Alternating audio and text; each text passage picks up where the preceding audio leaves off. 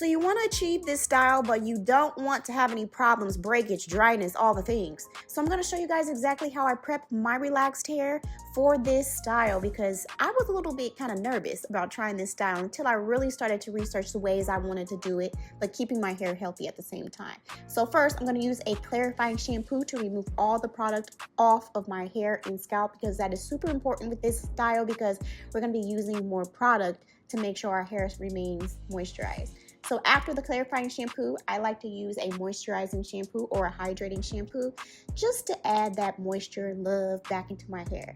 So for me, I am over 12 weeks post-relaxer when I filmed this video, and I needed protein. So protein for me, I needed to strengthen up my hair, being that I'm going to do braids. There's going to be attachments to my braids, and also it was the time for me to do a protein treatment, being that I am close to retouching my hair. So yeah, I do all that, rinse it out. I actually deep condition my hair underneath a hooded bonnet for 20 minutes, let my hair air dry just a little bit, and add some leave-in. I like this one by Cantu Shea Butter because it's moisturizing also, and it also gives my hair a little bit of strength as well, because I kind of view this product, if I'm correct, more so on the light protein side for me, especially being that I have so much new growth. I want to thoroughly make sure that this is applied in my hair in sections and gently detangle.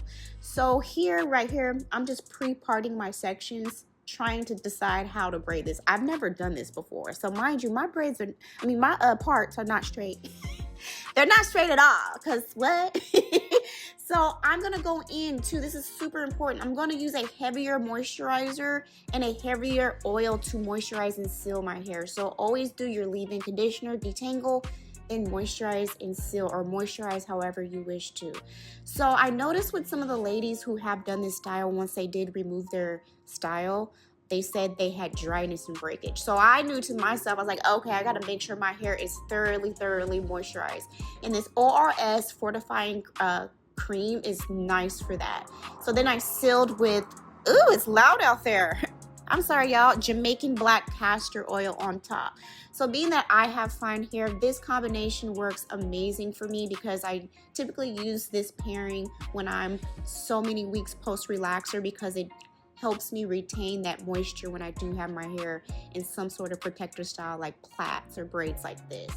So when it comes to the very front, I did do the moisturizing and sealing in each section. I'll continue to do that in each section, but this Mael braiding gel, I really like, because it's not drying to my edges. I love this so much, and I'm not even sure if this is still in production. I think this might be discontinued, I'm so sorry, but I really like this. So make sure you find a braiding gel that isn't drying, that doesn't have too many ingredients in it that will cause dryness, especially around those edges. Also with this style, I made sure I made my sections larger, because I don't have thick hair, and so being that this is crochet hair that I'm going to use to create the look, I was concerned about the crochet hook being able to fit through the braid, being that I don't have thick hair and it is fine, and it is a little bit more fragile, especially in the front.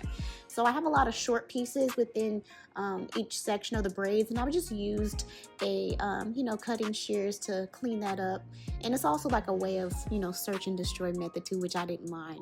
So with this style, again, I'm so many weeks post relaxer, I did apply the leave-in conditioner to the very roots, because that tends to get the most dry. And with this style, I've seen from other ladies, the complaints were dryness. So I was like, let me make sure that my hair stays moisturized and using the correct product. So with this style, you don't want the hair to be dry. So I did the front, I pre-braided the front, but then I realized when I got to the back, I was like, I don't think I'm gonna pre-braid it and then loop the crochet hair in with the hook, because I can't see that. Like, how am I gonna be able to see that? So in each section, I did the same exact thing, moisturized and sealed using the heavier cream, and then the Jamaican black castor oil. And this is the important part when it comes to all of this. You see that crochet kind of split area right here, the center. I think it's made out of like a nylon string or something like that. But you want to put some sort of oil on this little piece right here.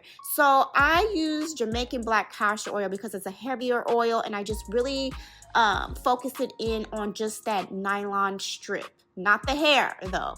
And so with doing this, it's lubricated, because my concern too when I was feeding in these loops was the movement. Okay, so that's why I oiled it up and I decided to feed it in the braids, because the other way of using the crochet hook, having to pull it through there, it still has a lot of range for movement, and I didn't really like that idea. I didn't like that, so I was like, feed in might be for me moving forward when I do this style again. So with a lot of the other videos that I've seen online, I didn't see a lot of people addressing their ends and making sure that if you feel like it's getting a little dry, or you notice that your ends typically are dry, make sure you reapply, you know, that moisturizer to the very ends. And for me, being that I don't have the thickest hair, I didn't want a lot of the hair weighing on my hair. So what I did was I just put maybe 2 at the very bottom rows, but I did not apply a crochet piece to the very, very ends of my hair. I wanted to leave that free.